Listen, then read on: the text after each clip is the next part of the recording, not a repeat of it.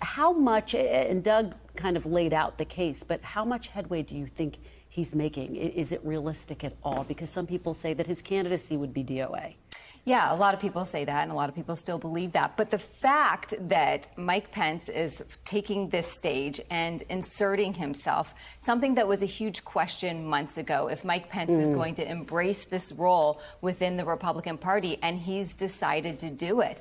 And it wasn't just some of the Republicans at the RSC last week who embraced him. The night before, he had dinner with Kevin McCarthy at a fundraiser for the NRCC. So you have members of the Republican Party who are trying to embrace both sides of it, not knowing how this is going to play out over the next 2.5 years. But you see what's going on, and I'm sure, Doug, you agree with it, that like Trump is trying to be a loyal Republican soldier. A lot of Republicans like to talk about the economy. They would not like to talk about the big lie. Trump is going to inject himself. What's the big topic going to be? Hey, the election was stolen from me. Hey, Wisconsin. Hey, Georgia. Get your act together. Give me back the election. And so the more that Trump speaks, I think they're going to have a challenge about what does Mike Pence say in response? What does Ron DeSantis say in response? And he's always they're all chasing Donald Trump, who knows how to create, with his lunacy and his narcissism, the news. Yeah, and there are two conversations happening simultaneously, 2022 and 2024. And obviously for Trump, it's all about 2024. Potentially, we'll see what he does. But he gets in the way of 2022. And one of the things we may see is if all of these super Trumpy, right, they're all a little Trumpy, but if the super Trumpy candidates, Dan Cox being a good example, Doug Mastriano,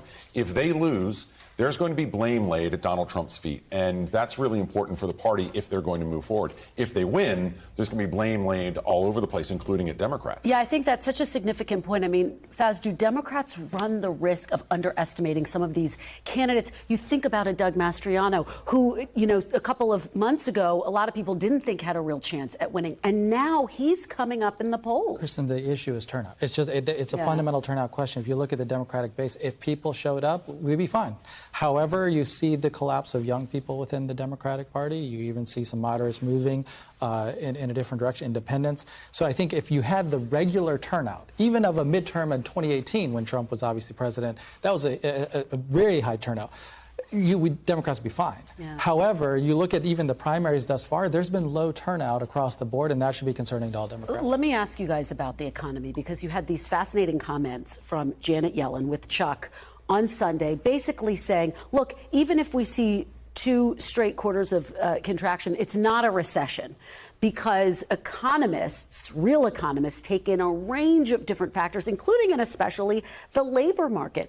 But Leanne, how challenging is that argument to make, especially when you have Americans, bottom line, going to the grocery store, who are paying more every month for basic things? Yeah, and it's not just the Americans who are going to the grocery store and paying more. People's stock market portfolios are also way down, and there's a story in the Wall Street Journal today that it's not just impacting lower middle income Americans, but it's impacting upper middle class Americans too. A lot of people are starting to feel this, and so this is absolutely a huge issue for Democrats. It's bad messaging to say if there is a recession, but it's also bad messaging if you are debating on if we are in a recession or not. We're just getting very quickly some news. The president's remarks are just out. Let me read them, and then we can go back to the economy.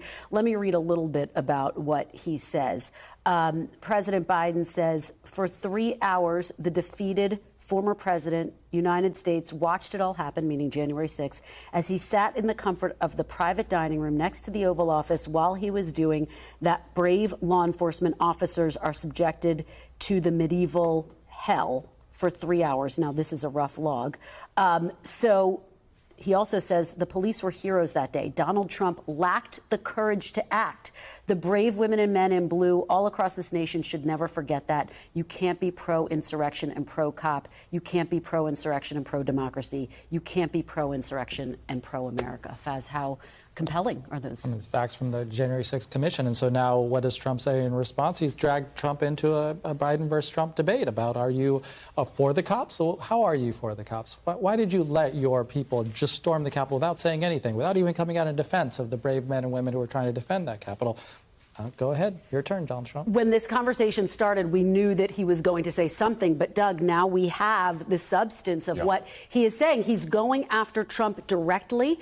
We looked at our files. The last time he talked specifically about January 6th was on the anniversary of this year. This is significant that he's talking about January 6th and Trump again. It is. And everything you laid out that Joe Biden said is objective fact. But it's not where voters are. It's not what their focus is on. Even if the ratings have been good, and Donald Trump cares about ratings, obviously, have been strong for these hearings. Voters are waking up every day. They're paying more for everything. And so this is the challenge of the Biden administration. They want to change the conversation.